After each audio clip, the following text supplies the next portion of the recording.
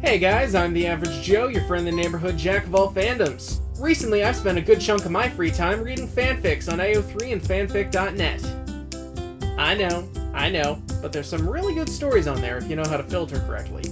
And at this point, I think I've read about 1,000 different variations of the USJ incident, each one with different circumstances and remixes of the basic premise. But I've noticed that nobody ever really talks about specific numbers for the villains. Even the canon just kind of tells us there's a lot of them and never really gets into specifics. So as I've been developing fanfics of my own, I got very curious to know how many there actually were, and it turns out there's a simple answer.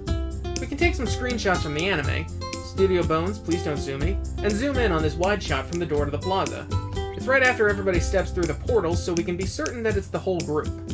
Assuming that each and every single blurry dot on here is a villain, we can count out a total of about 185 people. I really wasn't expecting the number to be so high, not gonna lie. I mean, it's no wonder Shigaraki was confident. He had the heroes outnumbered 9-1. If the whole group had moved like a single unit and attacked the students head-on, they might have actually won the day. But of course he does have Kurogiri split everybody up into groups of 2 to 6 and divides his people to break these smaller groups down accordingly. Not a terrible strategy. But we see from this chart that there's 6 students and a teacher facing off against Kurogiri's warp gate at the front door.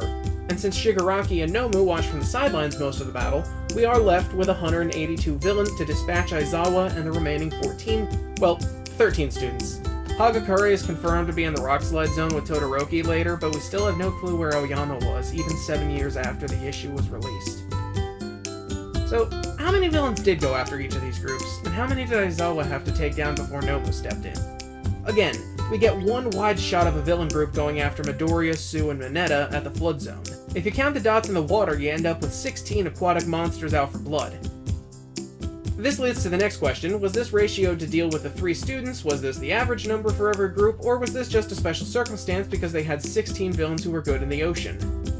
I'll just ignore that last option because it tells us nothing about the event, but let's try to calculate it the other 2 ways. Assuming this was the average and every student group had 16 villains going after them, that's a total of 96 villains out and about, leaving a total of 86 for Eraserhead to deal with by himself.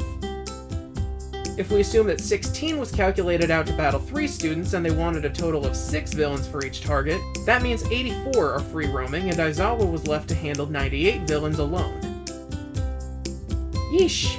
No wonder the man was tired. He is the MVP for carrying the school on his back this round. If you take away nothing else from this video, just the moral of the story is that Aizawa needs a raise. That's all I had to say. Goodbye.